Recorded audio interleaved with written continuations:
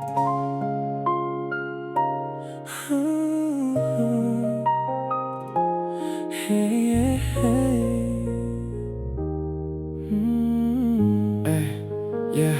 នកមិនដឹងទេថាខ្ញុំនឹកអ្នករហូតចិត្តឈួតហើយរូបរាងរបស់អ្នកតែងតែលេចឡើងក្នុងគំនិតខ្ញុំរយប់ជ្រៅខ្ញុំតែងតែវិលវល់ក្នុងការចងចាំ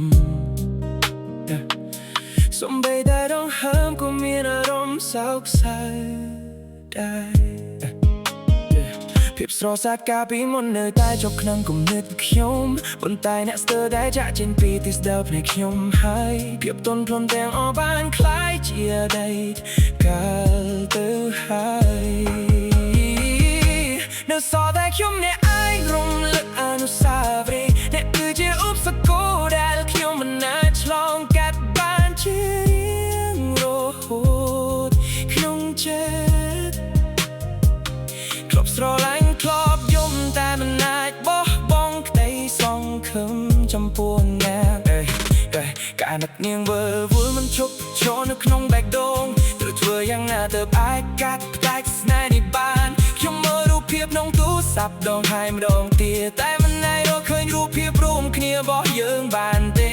ជុតដែលធ្លាប់ស្គាល់ធ្វើឲ្យទឹកភ្នែកខ្ញុំហូរមិនអាចរងចាំពីរាត្រីសួស្ដីពីអ្នកបានទៀតទេvìខ្ញុំចង់លើជាប់ជាមួយអ្នកជារៀងរហូតពាក្យសច្ចាដែលធ្លាប់និយាយនៅតែបន្លឺឡើងក្នុងត្រជា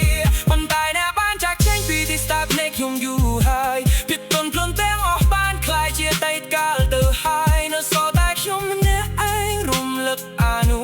ស្សាវរីយ៍អ្នកគឺជាឧបសគ្គដែលខ្ញុំមិនអាចឆ្លងកាត់បានជារៀងរហូតក្នុងចិត្ត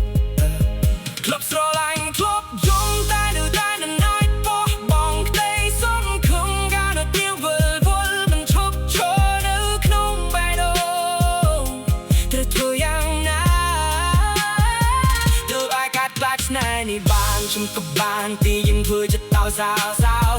បន្តិចខ្ញុំដងជាយាមប្រពល់អ្វីទាំងអស់ទៅឲ្យពេលវេលាប៉ុន្តែអនុស្សាវរីយ៍ដែលឆ្លងដោយមិនបានដឹងខ្លួនសាក់ខ្ញុំតែការស្រឡាញ់អ្នកមិនដែលផ្លាស់ប្ដូរដោយអ្នកគឺជាឧបសគ្គ